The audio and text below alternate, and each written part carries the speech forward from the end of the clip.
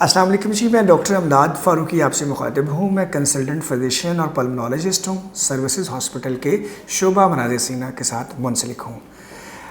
अक्सर वालिदैन हमारे पास आते हैं सर्दियों के मौसम में, नवंबर से लेके फिर मार्च तक आते हैं कि डॉक्टर साहब हमारे बच्चे की खांसी ठीक नहीं हो रही, डॉक्टर साहब सांस नहीं ठीक हो रहा, डॉक्टर साहब इसके तो अक्सर गले पड़े रहते हैं, डॉक्टर साहब कुछ करें, हमें प्लीज़ गाइड कीजिए, हम बड़ी दूर से आपके पास पहुँचे हैं, बताएं प्रॉब्लम क्या है, हम किस तरीके से बच्चे को बार बार बीमार होने से महफूज रख सकते हैं, बचा सकते हैं।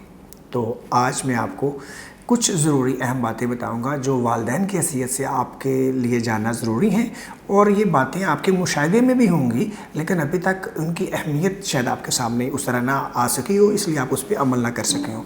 याद रखिए, बच्चे जो छोटे होते हैं वो बड़ों की निस्बत उनके अंदर कुछ चीज़ें एक्स्ट्रा होती हैं। नंबर 1, बच्चे सर्दियों के मौसम में इंडोर या आउटडोर बिल्कुल फ़र्क नहीं करते। जब उनकी मर्ज़ी मन में आता है वो कमरे से बाहर भागते हैं, सहन में जाते हैं, लॉन में जाते हैं या घरों से बाहर खेलने निकल जाते हैं। जब उनके मन में आता है वो इंडोर आ जाते हैं। जब उनके मन में आता है वो आपस में उछल कूद, गले मिलना, ऊपर नीचे,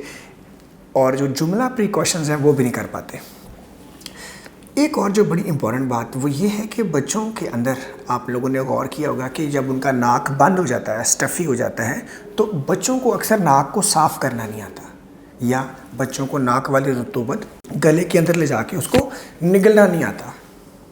जिसकी वजह से बच्चों के अंदर अक्सर क्या होता है, उनका नाक बंद होता है, स्टफ़ी हो जाता है और बच्चों को नाक से सांस नहीं आता, वो भी माउथ ब्रीदिंग शुरू कर देते हैं। और जब यही माउथ ब्रीदिंग कई साल तक रहती है तो उस वजह से अक्सर बच्चों के जो दांत हैं वो टेढ़े हो जाते हैं। क्यों? बच्चे मुंह से सांस लेते हैं, मुंह से सांस लेने के लिए मुंह खुला रखना पड़ता है, और जब मुंह खुला रहता है नींद के दौरान कई घंटों के लिए, तो जो लिप का कवर है कुदरत ने दिया हुआ, वो दांतों को जो एक शेप में रखता है वो ख़त्म हो जाता है, जिसकी वजह से अक्सर बच्चों के अंदर जो डेंचर के प्रॉब्लम होते हैं, दांत उनके जो टेढ़े होते हैं, अगर वालिदैन गौर करें तो नोट करें तो मुमकिन है कि उन बच्चों के अंदर जो असल प्रॉब्लम होता है वो मुंह से सांस लेना होता है, माउथ ब्रीदिंग होती है। और माउथ ब्रीदिंग बच्चे इसलिए कर रहे होते हैं कि उनका नाक या मुकम्मल या आधा बंद होता है, और ख़ास तौर पे वो बंद होता है जब उसके अंदर जो है ना रतूबत रेशा आता है, बच्चों को जो कि साफ़ करना नहीं आता, तो इसलिए प्रॉब्लम होता है। बच्चों को अपना नाक साफ़ करने के 2 ही तरीके कुदरती तौर पे मिले, या तो बच्चा छींक मारता है तो नाक साफ़ होता है, या बच्चे का रेशा जब गले में जाता है वो सीधा वॉमिट ही कर देता है। और ये 6 माह, 1 साल, 2 साल, 4 साल, 5 साल, 10 साल, 15 साल डिपेंड करता है कि जब तक बच्चों को अपने नाक साफ़ करना, हैंडल करना नहीं आता, तब तक बच्चे अक्सर इस प्रॉब्लम का शिकार रहते हैं, और जिसकी वजह से बच्चों के अंदर दायमी खांसी या दायमी नज़ला रहता है और दांत पे टेढ़े होने का मसाइल रहता है। जब भी वो अपने करीबी डॉक्टर के पास जाते हैं तो डॉक्टर हज़रात उस वक्त चूँकि बच्चे को इन्फेक्शन भी हुई होती है, एंटीबायोटिक्स वगैरह देते हैं, तो बच्चों की खांसी में कदरे कमी हो जाती है। नॉर्मल नहीं होते लेकिन बेहतर हो जाते हैं, क्योंकि जो उनके गले के अंदर टॉन्सिल्स का प्रॉब्लम होता है, फेरिंजाइटिस का प्रॉब्लम होता है या नेज़ल इशू होता है, उसके अंदर जो इन्फेक्शन का पोर्शन होता है वो एंटीबायोटिक से कवर हो जाता है, बच्चों को रिलीफ मिलता है, पेरेंट्स भी खुश हो जाते हैं कि या अल्लाह शुक्र है, कुछ हमें हमारे सुख का सांस आया, बच्चे बेहतर हुए। तो असल में वो नॉर्मल नहीं हो पाते। तो ये आप लोगों ने एज ए पेरेंट गौर करना है, देखना है कि कहीं आपके बच्चों के अंदर भी कहीं माउथ ब्रीदिंग तो नहीं है, उनका नाक बंद रहता है और उन्हें नाक को हैंडल करना नहीं आता, और वो जब रात को सो रहे होते हैं तो उनका मुंह खुला हुआ होता है, या उनका तकिया जो है वो गीला होता है, तकिए पे बच्चों का सलाइवा या लुआब जो है ना लगा हुआ होता है। तो आप इस तरीके से इन चीज़ों को नोट कर सकते हैं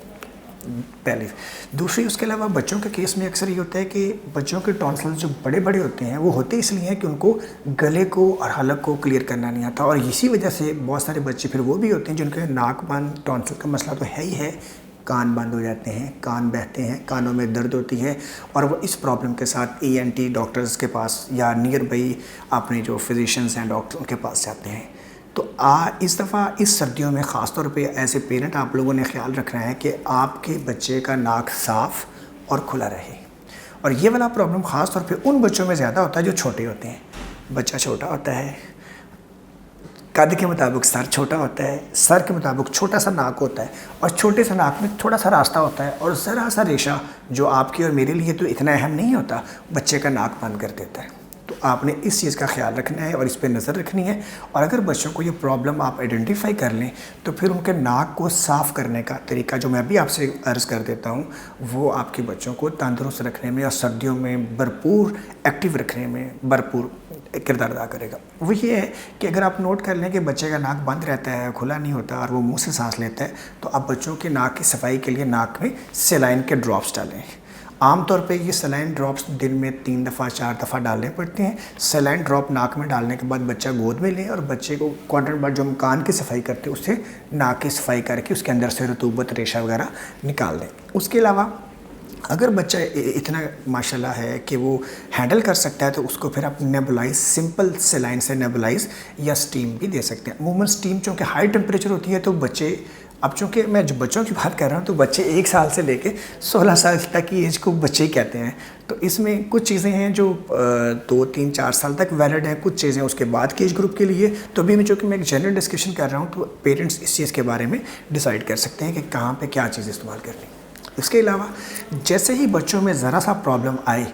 तो फ़ौरन उसके लिए आप डॉक्टर के पास जाएं और मशवरा करें और दवाई शुरू करें, बजाय कि बच्चा जब तेज़ बुखार में पहुंचे या उसकी खांसी में शिद्दत आए और फिर वो वॉमिट करना शुरू कर दे, उस वक्त दवाई की मिकदार भी ज़्यादा देनी पड़ती है। और उसके अलावा बच्चों में खांस के पास का एस्थमा या सांस में जो प्रॉब्लम होती है वो भी आना शुरू हो जाती है।